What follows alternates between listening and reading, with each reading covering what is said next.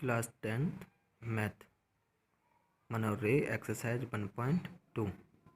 अभाज्य संख्याएं किसे कहते हैं? अभाज्य संख्याएं प्राइम नंबर्स। एक से बड़ी वे सभी संख्याएं जो एक और स्वयं के अलावा किसी और संख्या से विभाजित ना हो अभाज्य संख्याएं कहलाती हैं। उदाहरण 2, 3, 5, 7, 11, 13। भाज्य संख्याएं क्या होती हैं? भाज्य संख्याओं को हम इंग्लिश में कंपोजिट नंबर से कहते हैं।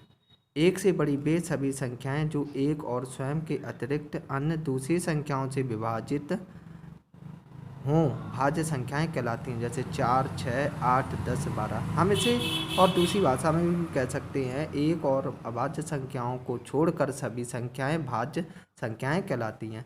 इनसे महत्वपूर्ण कुछ प्रश्न बनते हैं।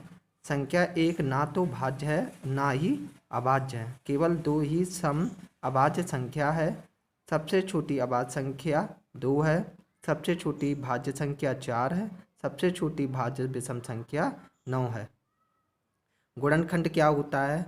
इंग्लिश में गुणनखंड को फैक्टर कहते हैं। यदि कोई संख्या किसी अन्य संख्या को पूर्णतः विभाजित करती है तो विभाजित करने वाली संख्या विभाजित होने वाली संख्या का एक गुणनखंड कहलाती है। जैसे 20 के गुणनखंड 1, 2, 4, 5, 10 है, क्योंकि 20 1 से भी कट जाता है, 2 से भी कट जाता है, 4 से भी कट जाता है, 5 से भी कट जाता है, 10 से। इसी प्रकार 15 के 1 से भी कट जाएगा 15, 3 से भी कट जाएगा, 5 से भी कट जाएगा और 15 से।